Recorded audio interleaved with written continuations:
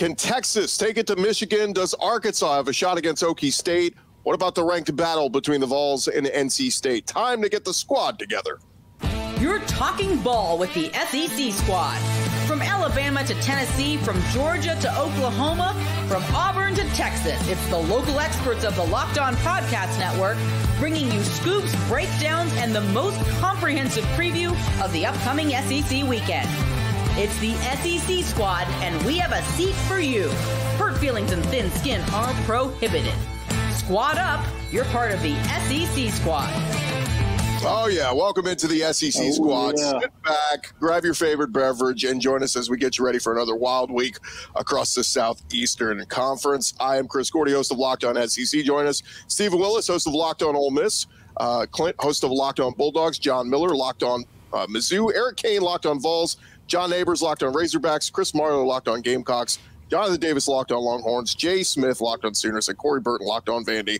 That was our roll call. We're all here, and guys, what a week it was in SEC Week 1 as the conference goes 13-3. It's all in how you spin it, though. Some other folks saying, no, they only won 3 out of their 4 big games. However you want to spin it, but we got some big ones happening this week.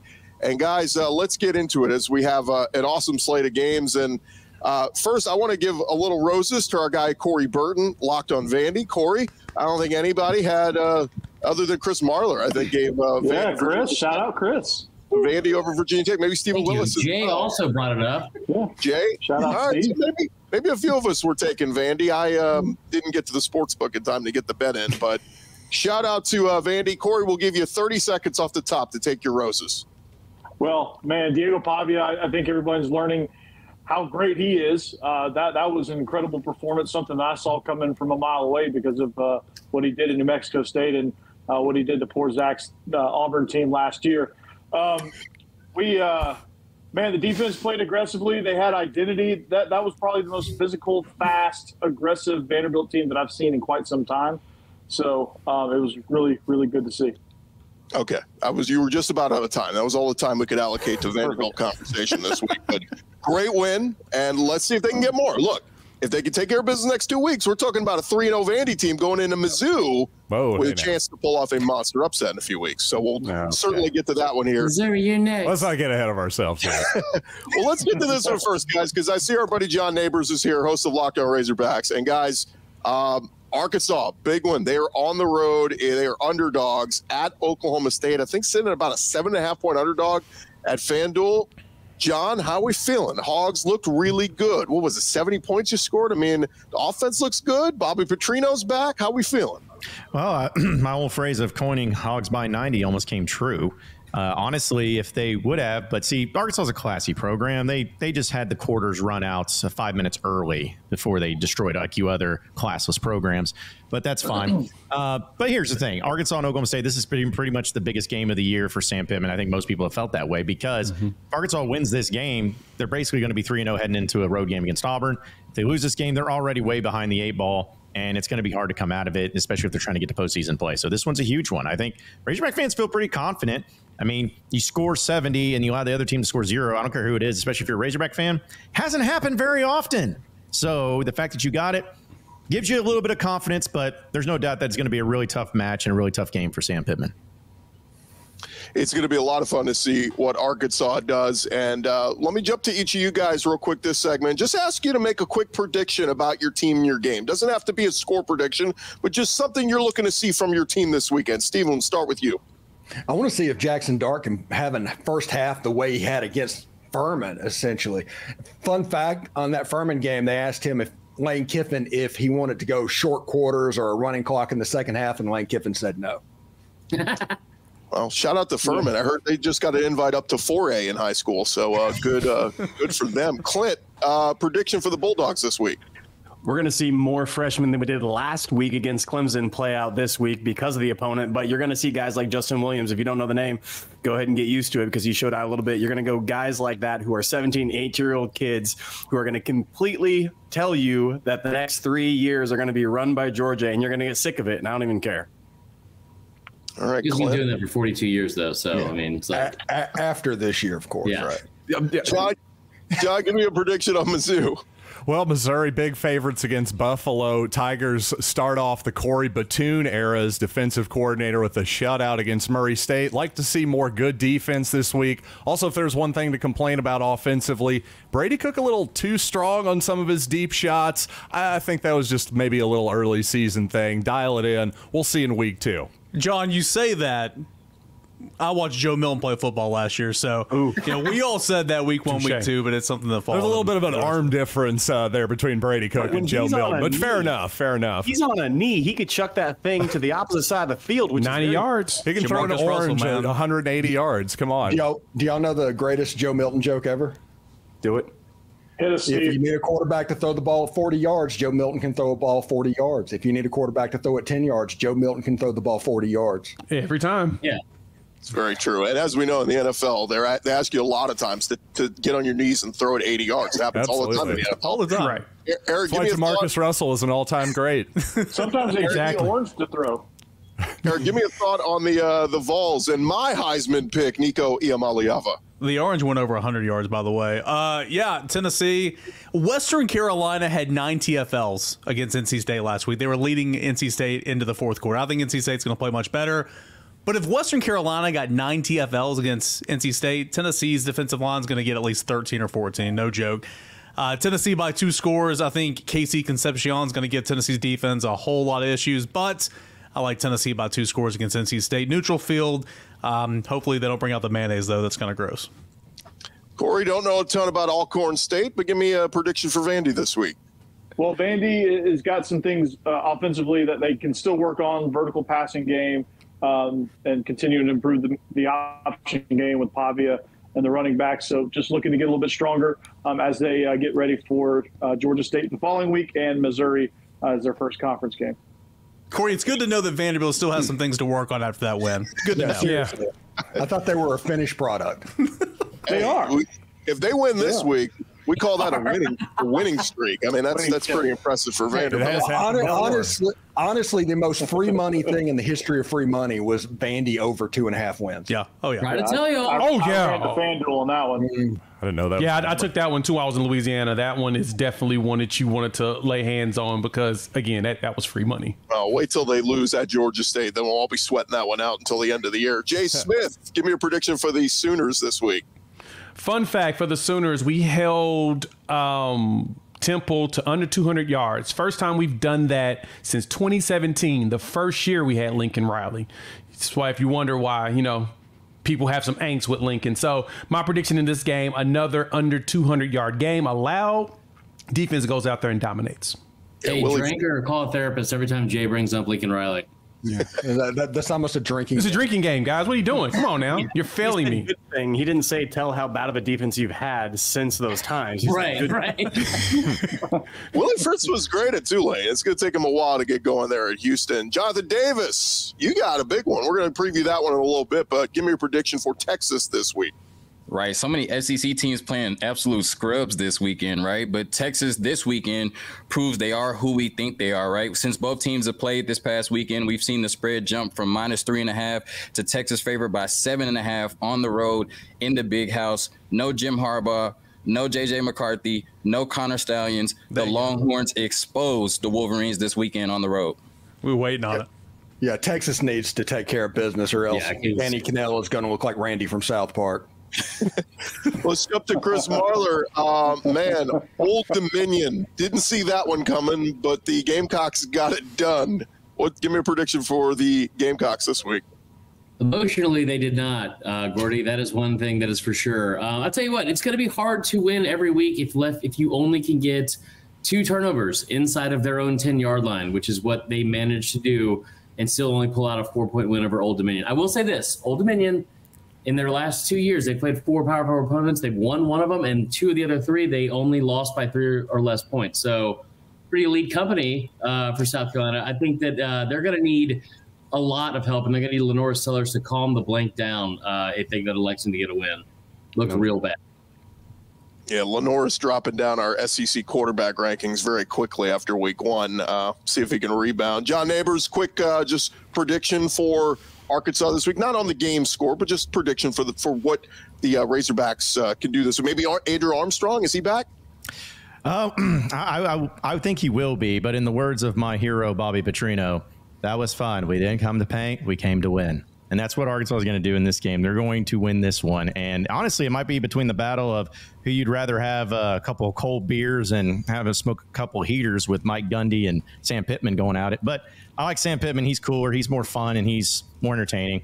So that reason alone. He doesn't drive either, so that's nice. That's true. He doesn't drive, and he likes to hang out. But no, I actually think Arkansas wins this game. I really do, because I'm an idiot. And they'll probably have a great high-scoring game over in the Big 12. But Hogs get it done. And then Razorback fans feel really good for a second until their heart gets sucked out of their body once again at some point. So just to be clear, you're no longer looking for new coaches on LinkedIn jobs for Sam Pittman's replacement? Or tabled that? Or... I mean, Rhett Lashley lost it, so he's out. So, yeah, there's a few of them that were in the mix, but no. Isn't he on the roster now? I mean, on the coaching staff now? No, I don't think. The next coach? Barry Odom's off to a good start. Yeah. UNLV. There could be a few of other ones. Aren't you wearing the shirt of the person that's next starter? Exactly. The one that's going to get the job is already on your chest right now. So it ain't happening. It ain't happening because you know why? Bobby Petrino does not do NIL, so it's not happening. Well, before John tells us what his T-shirt stands for, we're going to end this segment. Gentlemen, it's always a pleasure. Coming up next, let's dive deeper into Texas and Michigan and the Vols and NC State, the SEC squad. Talking more ball next. We'll get back to the squad here in just a second, but first, you have heard us talk a lot about FanDuel. They are America's #1 sportsbook. And well, we got something a little bit different for you going on right now. Now, through September 22nd, all FanDuel customers can bet $5 and get a 3-week free trial of NFL Sunday Ticket from YouTube and YouTube TV. Then with a YouTube TV base plan, you're going to be able to watch every regular season Sunday afternoon out-of-market NFL game. All you need is a Google account and a current form of payment, and you can cancel anytime. Of course, FanDuel, they are America's #1 sportsbook. You can go check them out right now at FanDuel.com. And they got some great action up there. They got lines coming in this weekend. If you like some of the underdogs, if you like Arkansas at Oklahoma State, they're sitting at about over a touchdown underdog. Take Arkansas the points if you think they can pull it off. They got it all up there for you at FanDuel. Go take advantage of that special offer. Again, a free 3-week free trial of NFL Sunday Ticket from YouTube and YouTube TV with a $5 bet at FanDuel.com. The SEC squad rolling on here as we're getting into week 2 action, and we want to dive deeper into some of these matchups happening this weekend. So let's jump into it as we talk Texas and Michigan. It is the reigning national champs with all they lost, and they didn't look great in the first game of the season. Texas did, whooping up on Colorado State. But how are we feeling, gents, as the Longhorns? Are they the real deal? This is a great opportunity for them early in the season to go on the road and get a tough victory in a hostile environment. I like the idea. I like this thing because if Texas can fit man up and stop the run against Michigan, it's a chance they can win this game by a couple of scores. If Michigan can run the football, it's going to be a really tight football game. Yeah, Texas is in a bad position because Michigan is down. They have to go in there. They have to beat up. They're the favorite on the road, and there's a real chance that Michigan does that and runs right through them and gives the blueprint, because I don't think Texas is particularly tough down the middle of their roster. And so I actually think Texas is in a kind of a lose-lose. They got to blow them out to really go ahead and cement themselves as favorites. If not, people are going to be saying that's not the Michigan of last year. That's not the Michigan of old, and they could get dogged on. It's still a capable Michigan team, though. Like, if they go in and win by 8 points, like if the final score is 28-20, is anyone really going to look at that outcome and say, Texas is fraudulent, they beat Colorado State, and that doesn't mean anything, it's an inferior opponent? Far be it from me as an Oregon guy to crap on beating up on inferior opponents, because apparently that's a lot harder than it looks sometimes, everybody. But I like Texas in this spot. I think they're a much more complete team. Michigan's trying to figure things out, and at the very least, I think Michigan's offensive line, or Texas's offensive line rather, can handle and not get dominated by Michigan's defensive front, which is among the best in college football. I'm sorry, this game's in Ann Arbor, right? Yes, this game is in Ann Arbor. Since when is going on the road to a place like that ever going to be, win by 8 or 9 points, and it's not even? I mean, come on, just go get the win. Like, I understand Michigan's down a little bit, but I mean that's going to be a tough road game. I mean, just go up there, find a way to win, get the win, and then regroup. I mean, I will say this. It's, look, we enjoy the SEC because we get night games. The stupid Big Ten, this is the dumb big noon kickoff, so it's an early game. It'll be loud, but it wouldn't be as loud and rocking as a night game with a full day of tailgating. But Jonathan, sounds like hearing Steve Sarkisian this week, he likes the early games. Yeah, he said he likes, it being a morning operation, whatever that means. But, when you look at it, Michigan being the number 10 team in the country, I think they're still getting a little bit too much credit for, who they were last year, right? Like when you look at this football team and what they did against Fresno State, less than 5 yards per attempt in terms of passing, almost all of their passing yards going to the tight end, their best player in Donovan Edwards, 13 touches for 27 yards. I really just don't see a path to victory for this Michigan team. I mean, like Clint said, I guess Michigan is hoping they could just go out there and run for 200 yards and just keep this Texas offense off the field. But I think Texas has too many ways to attack them on offense, and their defense is elite, right? You got those two big defensive tackles up front. Both their edges are both graded, over 90 by Pro Football Focus. But that defense can only take so many 3-and-outs by the offense, right? Like all, Pete Kwiatkowski and this Texas defense has to do is just force them to throw the ball, and they cannot match Texas score for score. So, like I said, you go in there, you try to win by, 1 point, 10 points, whatever. Like I said, Michigan is not the 10th best team in the country, and Texas will expose them this weekend. It's going to be interesting. Quick raise of hands. Anybody going to take Michigan in the upset?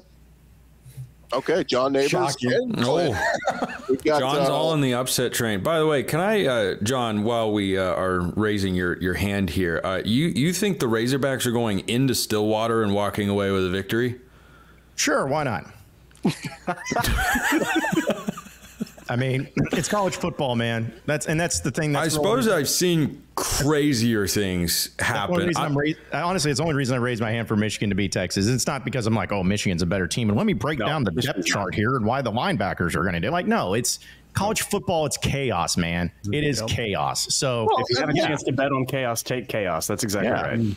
And let's not act like Oklahoma State's some world beater. It's like, Mike Gundy's been a good coach there. But I mean, I've been relatively down on Oklahoma State compared to others. I don't think they're going to sniff the Big 12 championship game. They have Alan Bowman at quarterback, for goodness sake.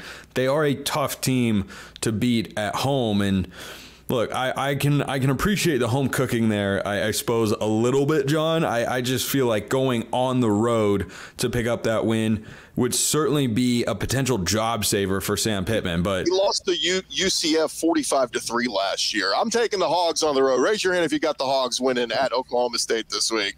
They stop Ollie Gordon. Still got love for the Big 12, I guess. All hell Mike Gundy. All right, 4-3. We got the Hogs pulling off the upset. One more game to talk about this segment, guys. It is the Vols and NC State over there in Charlotte, Bank of America Stadium. Eric, Nico Iamaleava, a lot of people talking about him as a Heisman contender after week one. I know it was Chattanooga, but good opportunity here to go beat a good NC State team. Yeah, really good opportunity for Tennessee, for Nico. He torched Iowa's defense in the bowl game. He torched Chattanooga. I have an opportunity to see what he does against NC State. Then you get into SEC play, and we'll see how good Nico is. But no reason to slow down that hype train. I think that he's got all the tools, explosive plays back in this offense. I think in the game overall, I mean, NC State played 19 players defensively and squeaked out a win over Western Carolina. Tennessee played 30 players in the first quarter defensively. I mean, Tennessee's going to do that again. They're just going to wear them down, and that's why I think Tennessee on the road to Oklahoma in a couple weeks is going to be an issue there for the Sooners. But I'm excited to see Nico play. I think Tennessee wins this by 2 scores. Yeah, when you look at Nico, he looked like a quarterback that's ranked at the top of his class is supposed to. I mean, he's looked like a superstar, essentially since he stepped on the field. And like Eric, I think that continues again this Saturday. I think Tennessee wins comfortably. Yeah, the Tennessee, Eric, you could tell us all if I'm wrong or not, but I'm actually more impressed with the front seven of Tennessee. I've said this on our podcast. I think the best front seven that Georgia will play all year long is Tennessee. It wasn't Clemson from this last week. It's going to be Tennessee. It's not Bama. And I think that is going to carry. And when you get a quarterback that can play like that with the front seven of Tennessee, you're in every single game from here on out. That's why I think Tennessee is dangerous, and I think they're going to handle NC State handily. Yeah, I kid you not. Rodney Gardner, defensive line coach, veteran SEC assistant coach, he goes 3 deep across the board on the defensive line. Literally 3 deep, and they all play. I mean, James Pierce will be out there a lot, but they all play. So I think that's going to pay dividends in a game like this and down the line as well. Anybody taking former Drake tight end Dave Doran to pull off the upset of the Vols this week? I love that nugget, Gordy, but not enough to go with NC State. Look, I have argued many a times with Vols fans about the danger that this game poses. Fans don't like to argue on social media. What are you talking about? Oh, that's a good point. It must have been an anomaly or something. All the way through, in person and online. Oh gosh, down the comment section. That's where you find, I think, a future Nobel Prize laureate. But I think that for NC State, they've got to show up way more than they did last week. It was an unimpressive week 1 performance. Grayson McCall had moments, but as a team, they'll have to play a complete game. I am not ruling out NC State in this game. I don't think Tennessee goes in and steamrolls them by 15 to 20 points. Can they cover that number, which has jumped up to 8? That's a lot. I could see this being kind of a 27-21 sort of affair, because I do think NC State is incredibly capable. I like Dave Doran as a head coach a lot. I lean towards the Vols. I don't know if my final score prediction will have them covering that number that has jumped up 3.5 points since last week. Gordy, I know we got to go, but out the door, Tennessee's got to find a way to shut down number 10, Concepcion. He is going to line up all over the field. Yeah, he will give Tennessee's player. linebackers issues. I think NC State, as the year goes on, offensively will turn out to be pretty good. They're just not there yet, and Tennessee's a much more veteran-led team, even with a young quarterback. So, that line's jumped up big time. I mean, I think Tennessee by 2 touchdowns in this game is just – I kind of have that feeling, so I guess we'll see. Well, the one thing that gives me pause is the fact that did NC State last week, were they already preparing for Tennessee? Yeah, and just completely overlooked, and you're going to get a different team. But I don't think it's going to matter, because that's an explosive offense, and I don't know if NC State can score with them. Great stuff, gents. Coming up next is Houston at OU, a trap game. Will Kentucky beat South Carolina? The SEC squad is talking more ball next. Back to the squad here in just a second, but first I want to remind you guys this episode presented to you by friends over at LinkedIn Jobs. When you are hiring for your small business, you want to find quality professionals that are right for the role. And that's why you got to go check out our friends over at LinkedIn Jobs. They have the tools to help you find the right professionals for your team faster and for free. LinkedIn is not just another job board. They're going to help you find professionals and hire them that you can't find anywhere else, even though those who are not actively searching for a new job but might be open to the perfect role. In a given month, over 70% of LinkedIn users don't visit other leading job sites. So if you're not looking on LinkedIn, you're looking in the wrong place. On LinkedIn, 86% of small businesses get a qualified candidate within 24 hours. Go hire professionals like a professional over at LinkedIn Jobs. Go post your job for free right now. It's linkedin.com/lockedoncollege. That's linkedin.com/lockedoncollege. Go post your job for free.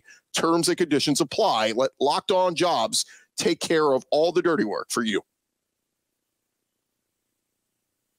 Roll along here on our Locked On SEC squad, part of the Locked On Podcast Network, covering your team every day. And guys, we got a couple more games to get into. And Jay Smith, we will start with you. It is Oklahoma hosting Houston. We talked about it a little bit earlier, but Willie Fritz was a nice coach at Tulane. He beat USC in the bowl game, and it was a great coach, but things not going well at Houston. They used to lose to Barry Odom and UNLV in week 1, but anything to worry here about Houston and OU?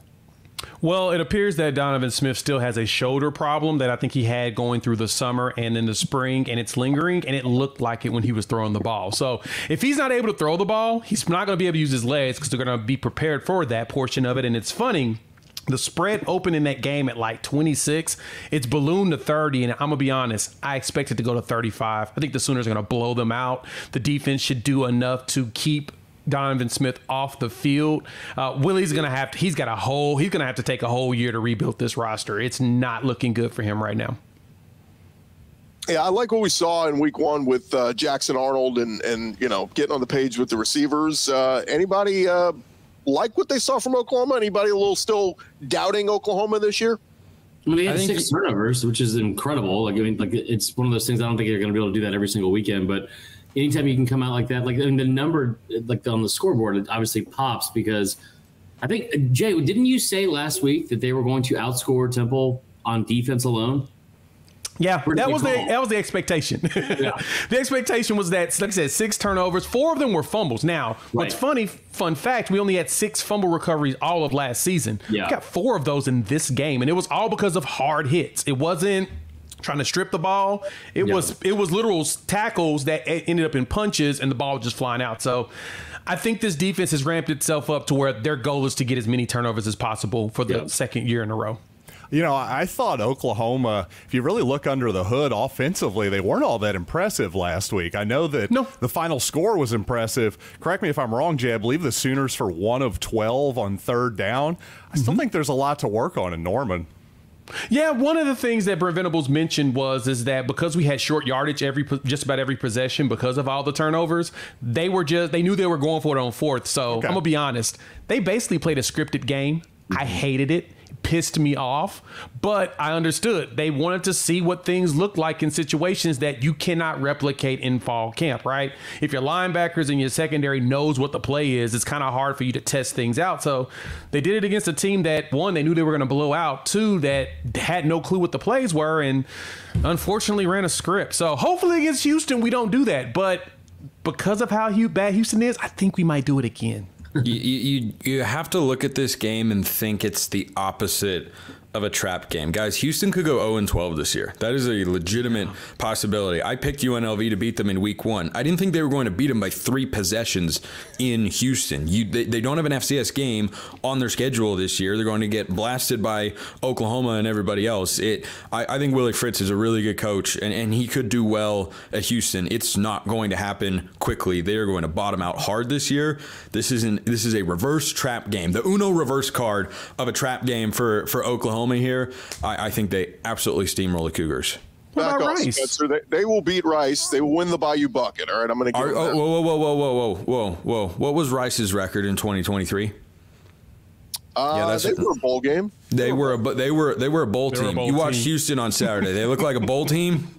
No. Well, you only have to win one, and this is a rivalry that runs deep. Anytime we should talk about anything else, guys. Or a Bayou Bucket. Let's see what happens. What are we doing? What are we doing right now? It is the SEC versus SEC, the first SEC versus SEC matchup of the season. Maybe not the sexiest matchup. It's Kentucky playing host to South Carolina. And Marler, we kind of got your thoughts earlier on what you saw from South Carolina last week. They survived the pit that was Old Dominion, but going on the road, man, this line has moved. It was around a touchdown before the season, and now it's a double digits, 10.5 over at FanDuel. Man, maybe us against the world mentality for Shane Beamer? We should talk about literally anything else again. Honestly, it's tough because like you won 2 in a row for South Carolina, but you date back before the 8 previous seasons and you won one of 8 before that. So it's been a tough series for them in general. I think Lenore Sellers is the key to this whole thing. You don't want to point the finger and blame them for everything because there was a lot of blame to be passed around. I think on offense, especially the receivers didn't help them out at all. There was no separation. The run game was pretty not great. I think they averaged around 3 or 3.2 yards per rush. But Lenore Sellers was really, really bad. And if you look at what they did on third down, especially, like, you thought that was an offensive line that was going to be able to, like, get some push and create short yard situations. In the first half alone, on third downs, there was 3rd and 8 or longer in 6 of the 7 third downs they had. And the ones that Lenore Sellers was responsible for, he was 0 for 3 passing the football. He had -9 total yards of offense on third downs in the first half. It was a really, really bad first game for him.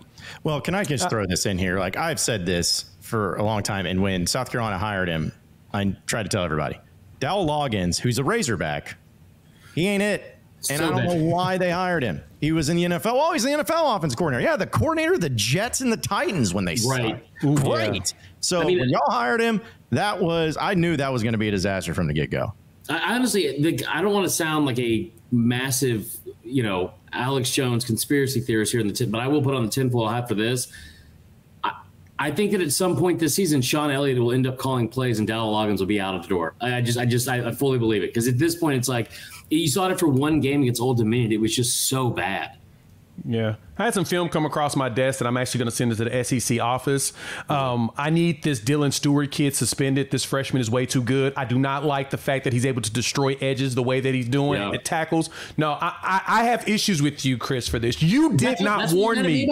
You did not warn me about this dude. Why would you not tell me about him earlier? He's a 5-star. Dude, I don't care. I kept saying he's not a 5-star. He's a 7-star. I'm watching him move. I've never seen dudes get that low and still have the burst burst in speed. No, this is ridiculous. He's injecting something. I'm reporting it. Dude, the bend around the edge that kid has and the speed he has, it's been really impressive. Absurd. The defense has the potential, in my opinion, to be like a top 5 to a top half of the SEC type of defense. Like they really are good up front. It's just that offense. He's really good. Quickly, I just think it's a week 1 overreaction. I actually think Marlar's being a little bit negative. I think South Carolina can absolutely win this game. What are we talking about? So 1 week, they look like crap against Old Dominion.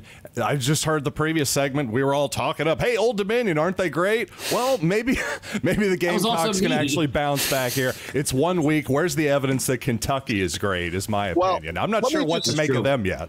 I'll give the counter here because I'm probably the only person here who watched Kentucky Southern Miss last week. But Kentucky didn't even finish the whole game. They had the 2-hour lightning delay, and then they had another lightning delay, and they said, let's just scrap the game. But they accomplished a lot in 2 1/3 quarters of a game before they called it. I mean, Brock Vandergrift threw 3 touchdowns. Barry and Brown looked good. Dane Key looked good. Defense looked great. Two interceptions. J.J. Weaver had a sack.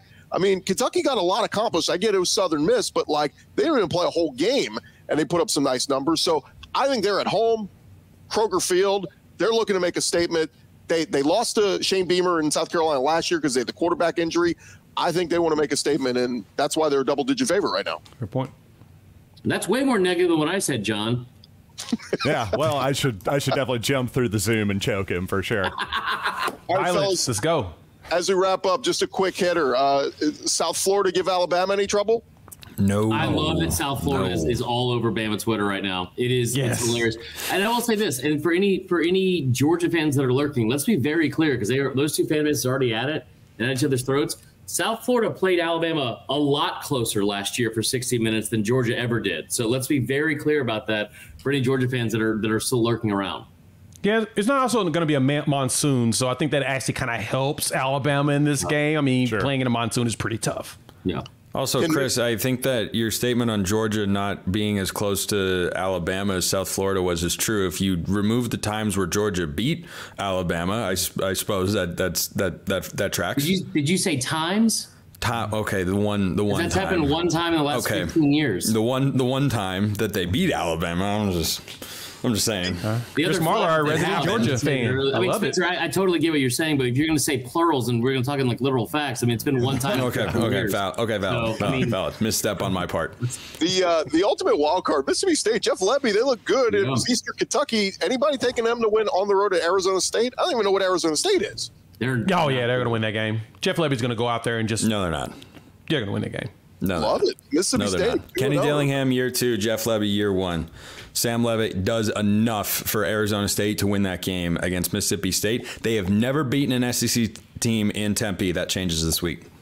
Wow. Well, we love it. We'll be watching. We'll see what happens this weekend. Thank you, gentlemen, for joining us. The SEC squad will be back next week here on the Locked On Podcast Network, covering your team every day. Reminder, follow and subscribe to your favorite SEC show. We'll be covering your favorite teams every day throughout the season. Don't forget, I've got you covered for the entire conference every day with Locked On SEC, part of the Locked On Podcast Network, covering your team every day.